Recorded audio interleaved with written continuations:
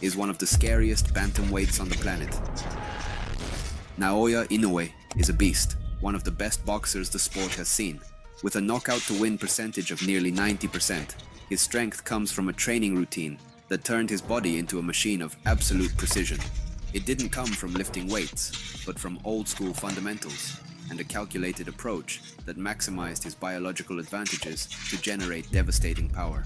So these are the methods behind Inoue's relentless training that you can apply without sacrificing performance. I'm Takeshi Fit, and I'm here to show how you can train like your favorite celebrities and characters. Let's break down the training methods of the first Japanese boxer to be ranked #1 in the world. Hey, look up this young fighter called the Monster. You ever hear of Monster? No. Japanese fighter called Monks. This is a monster. Crazy dude. The mean son of a... Standing at 5 feet 5 inches, Inoue completely dominates in the ring. He won his first world title in 2014, knocking out Witawas Basapian in the 11th round to claim the light flyweight belt. But instead of staying to defend it, he skipped the division entirely. In his next fight, he went straight to junior bantamweight and demolished the reigning champion Omar Narvaez in just 2 rounds. That was the moment people realized he was special. Fast forward, Naoya has gone on to single-handedly make elite competition look like sparring partners, obliterating world champions like Jamie McDonnell, Juan Carlos Payano, and Emmanuel Rodriguez in a combined 4 rounds, earning him the nickname, the Monster. But these feats were the result of his methodical, disciplined training that he does daily.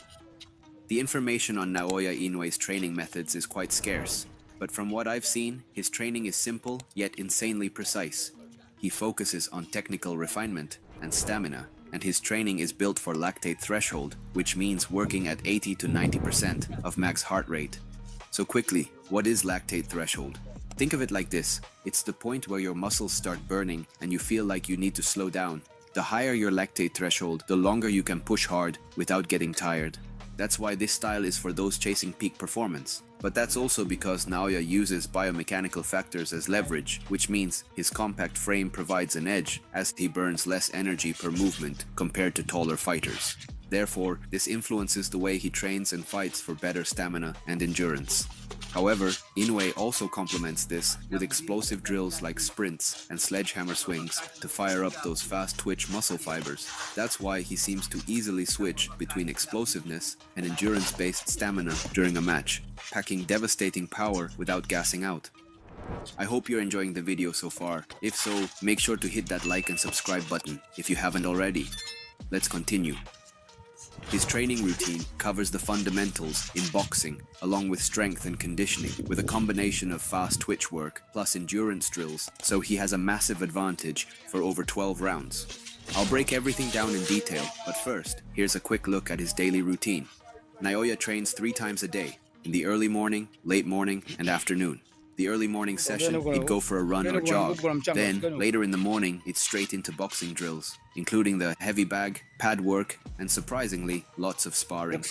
In the afternoon, it's a mix of strength circuits and conditioning. Inoue would do each session from 30 minutes to an hour, sometimes 2 hours. Depending on the day, he would train moderately or increase the intensity, such as before a fight. For example, in preparation for his match with Paul Butler, he doubled down on aggressive exercises to match Butler's endurance-focused style. He likely worked more on explosiveness there, at the cost of stamina. Alright, now let's break down the Monster's training methods in detail. For cardio, Inoue focuses on efficiency. He starts his day with road work, steady jogging for 30 to 60 minutes. Like many elite athletes, running in the morning is a key part of his conditioning, as this builds that aerobic base, so you can go round after round without slowing down. He would also jump rope or hit the stationary bike. So this pretty much covers up the morning workout.